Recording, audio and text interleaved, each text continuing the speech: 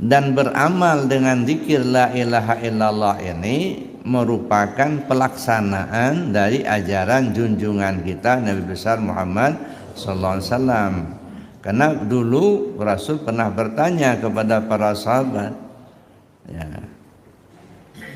mengatakan kepada para sahabat, jaddidu imanakum, kata Rasul kepada para sahabat ketika itu, perbarui iman kalian. Lalu sahabat bertanya, kaifa nujaddidu imanana ya Rasulullah, bagaimana caranya kami perbaharui iman kami ya Rasul? Lalu Rasulullah menjawab, faksiru bizikri la ilaha illallah, kalian mesti banyak-banyak sebut la ilaha illallah. Lebih banyak lebih bagus, jangan hanya sedikit ya, apalagi jarang-jarang begitu. Banyak-banyak sebut la ilaha illallah. Kenapa harus banyak-banyak? Supaya lidah kita ini terbiasa menyebut kalimat la ilaha illallah itu. Kenapa harus terbiasa? Karena kata Nabi sallallahu alaihi wasallam, matan nas bima ya'ishu bih, manusia mati sesuai kebiasaan. Nah, kalau lidah ini memang sudah terbiasa nyebut la ilaha illallah, insya Allah akan meninggal pun nanti dengan kalimah la ilaha illallah. Kalau masih sehat begini jarang-jarang nyebut la ilaha illallah, khawatir Pak, ya enggak timbul kalimat itu, ya. Kita kepingin husnul khatimah dengan iman kepada Allah, dengan kalimah la ilaha illallah, tapi masih sehat jarang-jarang nyebut la ilaha illallah, khawatir jauh panggang dari api Pak. Enggak masak, enggak. Harapannya ingin sebut la ilaha illallah supaya husnul khatimah, tapi ketika sehat begini jarang-jarang nyebut kalimat itu gitu. Ya. Kadang-kadang timbul satu pemikiran. Ada dulu Pak Ustadz, kami di sini udah biasanya zikirnya kalau sudah sholat itu zikir maksur, subhanallah subhanallah subhanallah, alhamdulillah alhamdulillah alhamdulillah, Allah akbar Allah akbar Allah akbar, masing-masing 33. Bagus ya. Tapi ada juga yang membiasakan tidak biasa 33 itu, yang biasanya singkat aja, sami'na wa ata'na ghufranaka rabbana wa ilaikal masir, berkeluar. Nah, apa cukup seperti itu? Daripada enggak ya lumayan. Gitu kan. Nah, tetapi arahnya kemana? Ini dulu. Jadi kita beramal itu Bapak Ibu, pertama ta'abbudi, ya, mengikuti apa yang diperintahkan, apa yang dilaksanakan oleh junjungan kita Nabi besar Muhammad SAW, itu yang utama, ibadah. Nah, tetapi kan ibadah ini juga pasti ada maksud, ada tujuan, tahap bertahap lah begitu. Kalau kita sebut misalnya subhanallah subhanallah 33, alhamdulillah alhamdulillah 33, Allah akbar Allah akbar Allah 33. Nah, ini setiap selesai sholat kita dianjurkan oleh junjungan kita Nabi besar Muhammad SAW untuk berzikir seperti itu.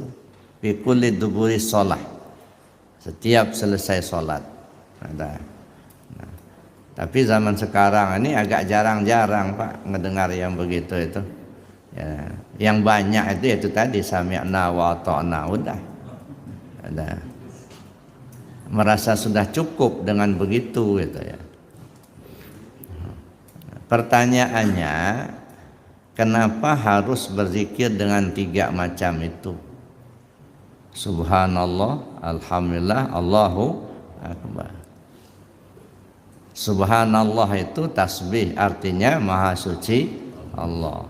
Alhamdulillah pujian, segala puji bagi Allah. Allahu Akbar juga pujian, ya. Ya. Allah Maha Besar. Nah, kira-kira arahnya kemana? Secara ta'abudi ya kita amalkan, karena begitulah anjuran Rasul sallallahu alaihi wasallam. Ya. Tapi arahnya kemana? Ya, kalau kita perhatikan, ya, apakah ketika kita tidak menyebut subhanallah, Allah tidak maha suci? Enggak ada kita nyebut subhanallah, apa Allah enggak maha suci gitu? Ya enggak. Sedunia ini orang enggak ada yang nyebut subhanallah, tetap saja Allah maha suci. Apakah kalau kita menyebut subhanallah, kemahasucian Allah itu bertambah? Enggak juga. Enggak ada pengaruh enggak bagi Allah. Ada. Tetapi apa maksudnya? Ini ya kalau menurut saya ini namanya zikir penyadaran. Biar sadar dulu kita nih, subhanallah, maha suci Allah. Artinya apa? Ya Allah, kau yang suci, aku yang kotor. Ngaku kita kalau yang suci itu Allah, bukan kita. Kita ini kotor, banyak dosa, banyak nggak tahu, banyak bodohnya.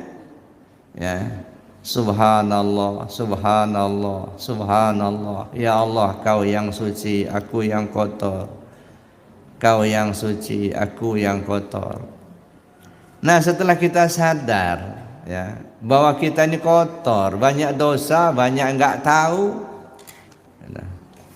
tidak mengenal Allah dengan sempurna, baru nama kita tahu. Zat sifat asma dan af'alnya belum sempurna kita kenal, kan nggak tahu. Ya, bagaimana kita mau kembali kepada Allah? Kita masih dalam keadaan kotor, zulmah, gelap, ya banyak nggak tahunya. Sedangkan kita kepingin betul kembali kepada Allah, dan itu perintah. Ya. Inna lillah wa inna ilaihi raji'un. Datang kita dari Allah, mesti pulang ke Allah. Disebut tidak selamat kalau tidak kembali ke Allah. Nah, yang namanya orang selamat itu kan dari mana dia datang, ke situ dia pulang. Datangnya dari Allah, mesti pulang ke Allah. Kalau tidak pulang ke Allah, ya nggak selamat. Khawatirnya gentayangan nanti. Kita kepingin selamat, maka kita selalu berharap supaya husnul khatimah, selamat pulang ke Allah. Tapi kan Allah itu kan maha suci. Innallaha ta'ala thayyibun la yaqbalu illa thayyiban. Allah Ta'ala itu maha bagus, maha indah, maha suci. Dia tidak akan terima kecuali yang suci juga. Ya. Allah itu maha suci. Karena dia maha suci, dia tidak menerima kecuali yang suci.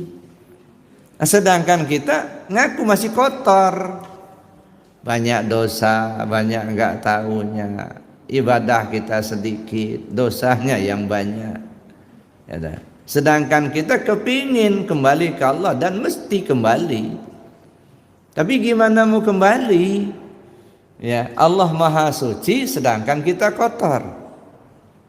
Allah yang maha suci tidak menerima kecuali yang suci juga. Nah setelah kita menyadari itu, maka kita berusaha mensucikan diri kita.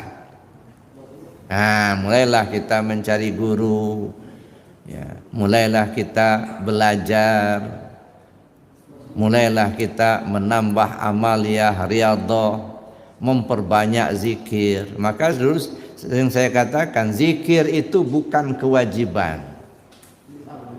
Ya, kan orang kadang-kadang berpikirnya gimana kalau sudah talqin, apa enggak berdosa kalau tidak diamalkan? Ini bukan persoalan berdosa tidak berdosanya. Bapak butuh apa enggak gitu. Itu masalahnya. Untuk kembali ke Allah itu butuh apa enggak? Ya. Jadi bukan persoalan berdosa tidak berdosanya. Kalau tidak mengamalkan zikir, walaupun belum ditalkin tetap berdosa, Pak. Kalau sudah ditalkin kan sudah tahu caranya. Kalau belum talkin belum tahu caranya, itu aja. Tapi kalau sudah persoalan berdosa, walaupun nggak ditalkin, kalau nggak zikir nggak tetap berdosa. Nah, makanya kita perlu belajar kepada yang ahlinya supaya kita tahu cara berzikirnya, lalu kemudian kita amalkan. Akhirnya kita berharap bisa kembali kepada Allah dengan sempurna.